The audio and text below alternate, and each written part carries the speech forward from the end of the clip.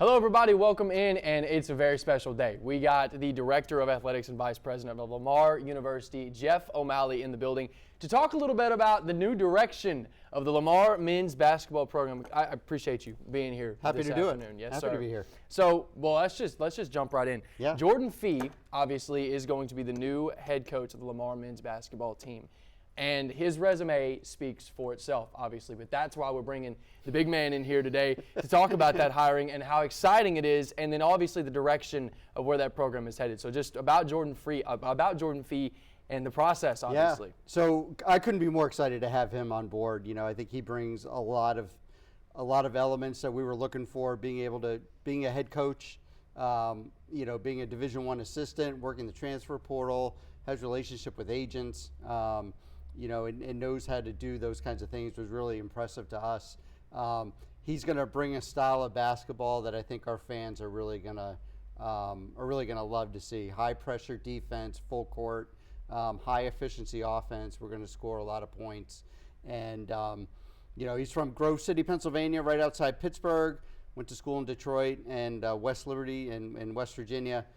Played for a guy named Jim Crutchfield. Jim was at West Liberty, took over at Nova Southeastern, who's playing for a berth in the Division II Elite Eight tonight. Jim's lifetime winning percentage is like 87%. So like the guy knows how to win basketball games and has done it at several different places. Jordan was with him at Nova Southeastern, got the head job at Gannon University. Where the year before he took over, they were 3-23. The year he took over, they were 32-3. So the biggest turnaround in NCAA basketball history at any level, and we're just really excited to have him on board. Well, when I started looking at what Jordan Fee could obviously bring to the table, especially as a head coach and the kind of culture that he brings, 36-0, undefeated national championship at the D2 level, obviously, and his presence. I've actually watched a few of his interviews before, and his ability to he has a youthful presence about him. It feels like his sort of identity on a basketball team can help really relate to the younger student and relate to the student athlete in a way that maybe in the past Lamar hasn't had that in the past. Would you agree to that statement? Yeah, I would. And I knew a lot of people that were like in his circle, but I didn't know Jordan until we got into this process. And once you sit down with him, and I was on the phone with him for a while. We did some Zoom interviews. Actually, he made a quick trip to Beaumont. And, just sitting with him, listening to him talk, I mean, he's a very bright individual, and he does have that presence, that it factor that you really kind of look for in a head coach. And I think that's what makes this really exciting for me, and I know Dr. Taylor as well. The coaching tree, you had just mentioned it a second ago, and I did a little bit of research on that as well. There have been a lot of lucrative employees, if you will, or proteges come from that coaching tree, obviously Jordan Fee being the most recent of those.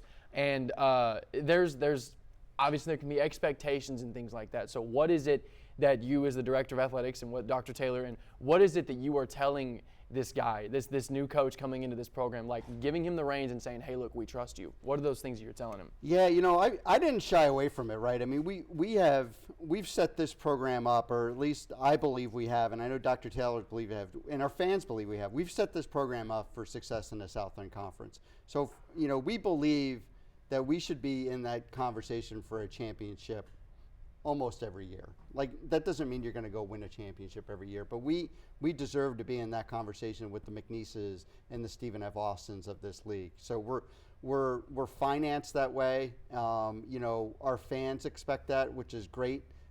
We have the facilities to do it. We have the resources to do it. And that's really just what we're looking for, is to be able to compete for championships. That's really what we're all about. And I think I say this just about every time that I talk to you specifically, just about any program that we have at Lamar University. And it's the direction that you and Dr. Taylor have been taking this whole thing since the day that you stepped into office, since you stepped into power. Obviously, like there is a presence to the way that you guys have really put an emphasis on the athletics as a whole. It is not just secluded to one or two athletic programs as a whole. You're looking across the board as to how you can fully excel everything moving forward. Jordan Fee just being the most recent of those acquisitions and those plans to get this thing rolling in the right direction. But your plans for Lamar, just talk about how important it is to have that in the right direction. Yeah, I know, we've had success, right? We've had back-to-back Commissioners' Cups here, but, we've really, I think the one area that we've really lacked is getting teams into the NCAA tournament, right? And that's really the next step for us. I mean, we want to get our programs to that next level to compete on the national championship stage. And that's, I think, people ask, like, what's the biggest hurdle for us? That's the biggest hurdle for us right now. Like, that's our next progression, is to be able to break through and get teams into the NCAA championships. And there is a presence to that, obviously. That brings a lot.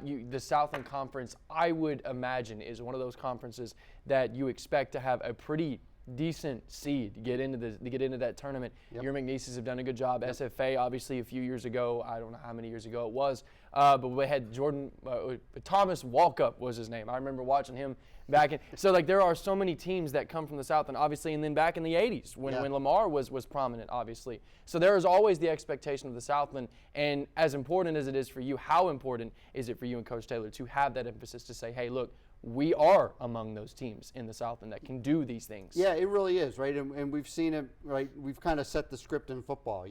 Coach Rosamondo's done a fantastic job. He's gotten through. We got, for only the second time ever in the history of Lamar, we got into the FCS playoffs, right? And now, we hope we're in the hunt for a conference championship here in the next couple of years. I truly believe he has the tools as a coach to be able to do that for us.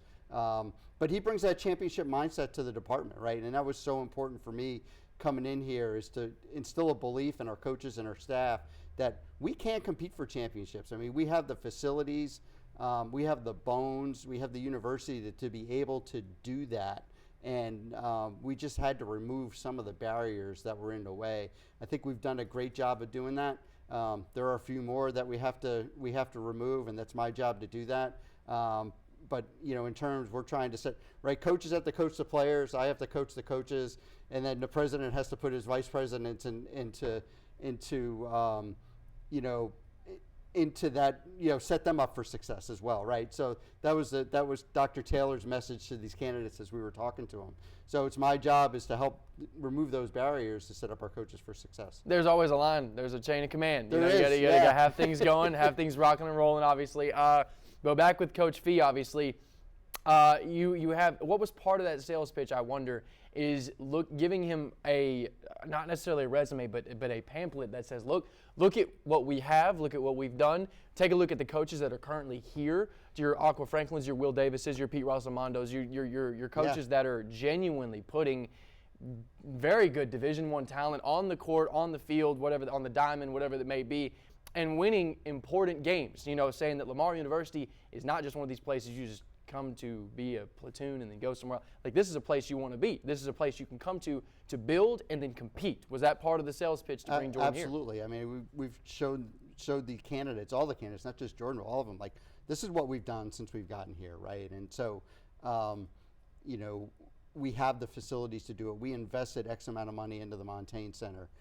We have invested X amount of money into revenue share. We're going to be at the top of the league. We're going to be at the top of the league in terms of our budget as well in certain areas. Our travel budget doesn't have to be at the top of the league because we're actually the center point of the Southland Conference, right? So we don't have to travel as much as some other schools. We don't have to go play 7 bye games as some other schools in the league have to do in order to make money.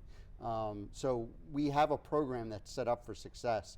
We just need to get the right people in place in order to do that. And so obviously, you started to mention it. Actually, you did talk about it on ESPN on that broadcast. But Jordan Fee's wife, obviously, and she's about to give birth. She's gonna give birth to a new baby, and so Jordan's awaiting that, obviously. But as of right now, you did mention just before we came on here talking about how he has already spoken with players, and he's trying to get that rapport built with these players and with our community. How is he already adjusting to doing that? Yeah, he's doing great. I mean, he's trying to build a staff right now. He's Zoomed with our current staff and current support staff of the team. He's Zoomed with our current players. So he's in Florida doing all that. And once his wife gives birth, I told him we'll worry about a press conference after that. So in sometime in the near future, we'll set up a press conference for him and get him here. But he is hard at work right now trying to build that team for next year. Well, Mr. O'Malley, it has been incredible getting you back in here to talk some ball. Obviously, Awesome. Is there anything else that you just want to say just about Fee, about the direction of Lamar Athletics? Anything else you want to say? Floor is yours. I just can't underestimate how excited we are to have Jordan here. And like I said, I think that the brand of basketball, if you go deep and look at the Nova Southeastern teams, his Gannon teams, and what they've done both defensively and offensively, I think our fans are going to really buy in to what he brings to the table and how his teams play and how hard they compete. Well, Mr. O'Malley, thank you so much for thank coming you. in, and appreciate your time Appreciate as you. always. And good luck on the endeavors. Obviously, you can catch Jordan Fee and the Lamar men's basketball program next season when they hit the court for the new direction of Lamar Athletics. It's going to be exciting. Coach, thank you. Thank you. Appreciate it.